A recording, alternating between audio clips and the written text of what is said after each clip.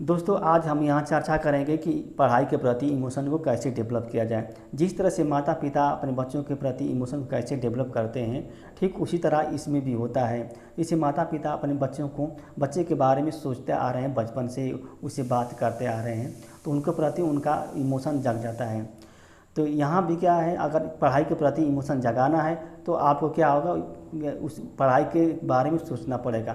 जब तक आप पढ़ाई के बारे में सोचेंगे नहीं, तब तक क्या है, इमोशन आपको जगेगा नहीं। यानी कि किसी व्यक्ति या किसी वस्तु के बारे में इमोशन अगर आपको जगाना है तो अनिवार्य कंडीशन क्या है, थिंकिंग होगी। जब आप किसी के बारे में, किसी वस्तु या किसी व्यक्ति के बारे में बार बार सोचते हैं तो क्या उसके प्रति आपका आकर्षण जग जाता है। जब एक बार आकर्षण जग जाएगा तो क्या उस व्यक्ति को, उस वस्तु को प्राप्त करने के लिए क्या है, आपके अंदर इच्छा जागृत होगी।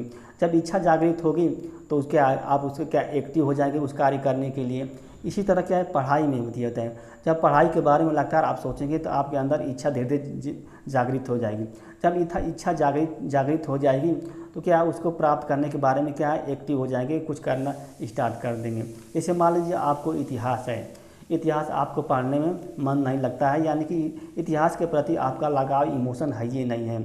तो सबसे पहले आपको चाहिए कि इतिहास के बारे में सोचें कि इतिहास है क्या, इतिहास के फ़ायदे क्या हैं, हमारी ज़िंदगी में इसकी उपयोगिता क्या है, इतिहास की प्रासंगिकता क्या है, भविष्य में इतिहास हो क्या सकता है, इसके बारे में सोचें। धीरे धीरे जब सोचेंगे इतिहास के बारे में, इतिहास की पुस्तक क्या पलटे, उसको देखते रहिए, उसकी पेज को पलटते रहिए, तो इससे करते करते क्या है, इतिहास के प्रति क्या है, इमोशन जग जाएगा।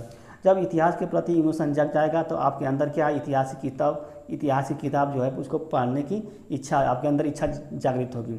जब इच्छा जागृत होगी तो आप स्वाभाविक बात है पढ़ना स्टार्ट कर देंगे। जब आप पढ़ना स्टार्ट कर देंगे तो उसके बारे में जानकारी मिल जाएगी, इतिहास के बारे में। जब इतिहास के बारे में जानकारी मिल जाए तो आप क्या ज्ञाता बन सकते हैं, अच्छे से नॉलेज प्राप्त कर सकते हैं, किसी भी कंपटीशन को बीट कर सकते हैं। यानी कि इतिहास ये है इमोशन।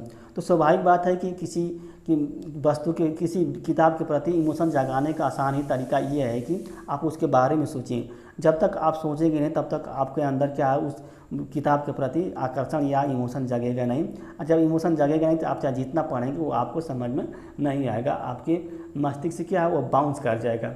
जब बाउंस कर जाएगा तो कोई पढ़ने का कोई फ़ायदा नहीं हो पाएगा। इसीलिए कुछ लोग कहते हैं कि हमें पढ़ने में मन नहीं लगता, यानी कि जो भी पढ़ते हैं तो वो समझ में नहीं आता है। क्योंकि उन लोगों का उस किताब के प्रति, उस चैप्टर के प्रति, उस अध्याय के प्रति, उस सब्जेक्ट के प्रति उन लोगों का लगाव नहीं रहता है, जुड़ाव नहीं होता है। जब जुड़ाव हो जाएगा ना तो उनको बहुत ही आसानी से, बहुत सिस्टमेटिक ढंग से, बहुत ही विश्लेषणात्मक ढंग से क्या कि उसी सब्जेक्ट को पढ़ने लगेंगे। जब पढ़ने लगेंगे तो उन लोग को ज्ञान क्या ऑटोमेटिक मिल जाएगा और इंटरेस्ट जग जाएगा।